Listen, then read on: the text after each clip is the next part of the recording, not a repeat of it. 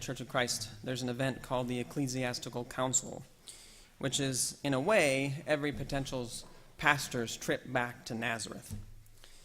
You go off to seminary, you take your classes, you learn how to talk the churchy talk and some other things, and then you write an ordination paper, and then you take that ordination paper to your church and ministry committee, which I always thought of as the clergy firing squad.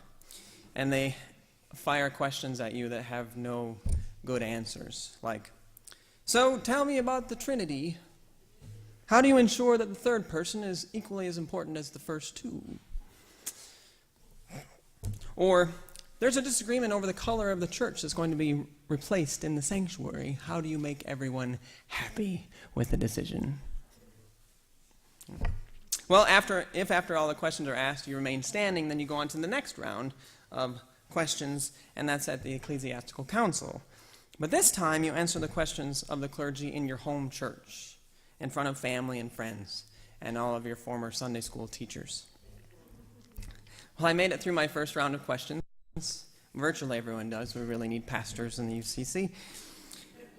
And then I was off to my home church in Larchwood, Iowa, a town of 700 people, a church of 200 members, for my second round of questions. And on the day of the event, there was a great crowd there. My family was there, family friends were there, and clergy from the association were in attendance, and my former Sunday school teachers were there, along with the church regulars that I saw every week, every Sunday as I was growing up. There's an unspoken rule at ecclesiastical councils that you don't ask anything too controversial, because it's supposed to be a feel-good event. This is supposed to be an event that's all smiles, not a time for a debate or a smackdown. But there's always one clergy person who doesn't get the memo. Often there's more than one who doesn't get the memo. But sure enough, after I'd been answering questions for a while at this event, pastor stood up and said in my home church, in front of all these people I know, the church is divided over homosexuality. Would you tell us where you stand and why? And this collective gasp went through the congregation, and all sorts of people turned and looked at this guy with dirty looks. How dare you ask that question? And so I proceeded to give my answer, and I said something to the effect of among my friends, I have friends who are gays and lesbians, and I've come to know them and love them and accept them, and I think that part of living out the realm of God is this acceptance. And went for a while in that sort of direction. And as you're answering a question like this, you start watching people's body language. And I noticed one of my former Sunday school teachers in the back, and a good family friend, looked down and looked like I had wounded her almost, and was just kind of pulling into her pew. The disappointment was written all over her face. No trip back to Nazareth is without some controversy, I suppose. We were two faithful Christians who agreed on who Jesus was, but we disagreed on some of what it means to follow Jesus. And fortunately for me, she was gracious to me. Though in her view I had veered off the true path, she gave me a second chance, accepted me, though I disagreed with her, and we still have a fine relationship. I think she understood why I had come to this point of view over time. And as the events of the day unfolded, she was fine with me serving as a pastor as long as I wasn't looking for a job in Larchwood. And she didn't vote no, and she didn't run me out of town either. I share this story for a few reasons. First, because our gospel passage for today proclaims, above all, I think, that Jesus' ministry will be showing people that God offers second chances, even when others don't think that's deserved. In the gospel, these second chances aren't just about personal forgiveness. They create a fair society, too. But the second reason I tell this story is because, unlike the people in the synagogue in Nazareth, we aren't going to have any trouble accepting that Jesus is the Messiah. That's the story we know. It's just the way it is.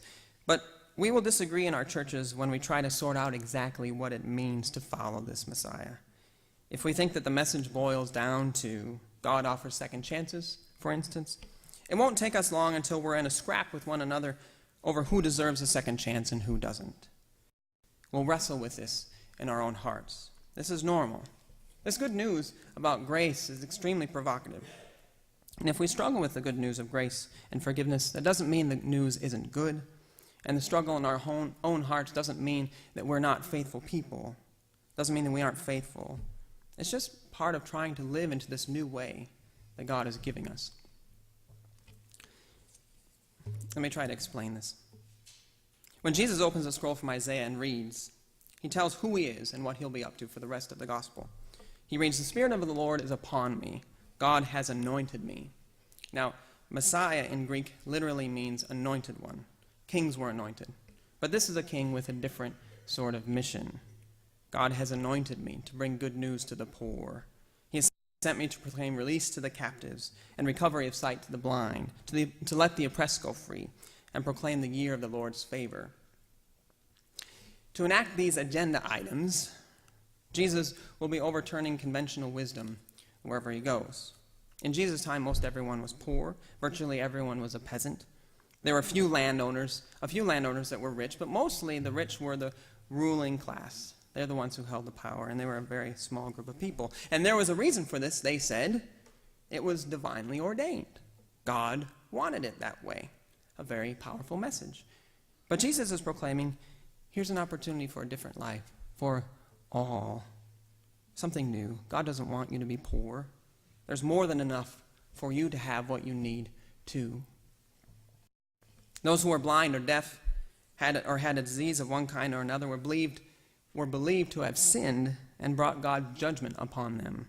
And people didn't think they deserved a second chance at all. But Jesus is offering it to them by giving recovery of sight to the blind and then welcoming people back into the fold of the community and full participation in that community. And then releasing the captives, letting the oppressed go free, are all connected to proclaiming the year of the Lord's favor, which is how this little passage from Isaiah ends. Proclaiming the year of the Lord's favor sounds like some flowery language that you hear from the Bible, but it has a particular meaning. It's a reference to the year of Jubilee. The year of Jubilee can be found in Leviticus 25. I always find myself coming back to this. And we don't know if it's ever practiced or not, but it was important enough that it's written in the law, and the prophets refer to it, and Jesus does too. A Jubilee year came up every 50 years, and during that year, all slaves were freed, and all land was returned.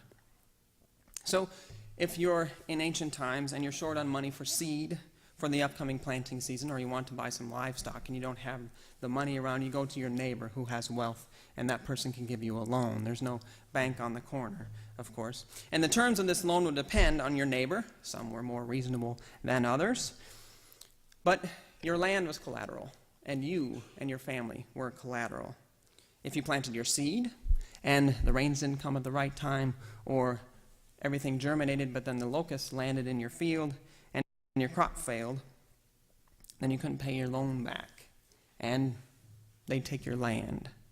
Or if your debt was too great, even if you owed more after that, your children would be sold off into slavery, or perhaps you too. Jubilee said that every 50 years slaves were freed, and land was returned. All debts were forgiven, and the poorest got a second chance, an opportunity to begin again. Now, this is great news for the poor, unless you defaulted in year 49, or just after the Jubilee, you had to wait 49 more years. That would be a long time. But it doesn't take much to imagine that a wealthy landowner or slave owner would hate Jubilee. They've increased the size of their operation because they have more slave labor now, and they see the additional land they have as theirs. They got it fair and square.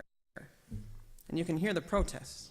Hey, they promised me to pay me the money back, and they broke their promise. That was the contract. They mismanaged their crops. Everybody knows it. My field's got enough rain. The locusts didn't come to my field. They'd taken better care of what was theirs, they'd be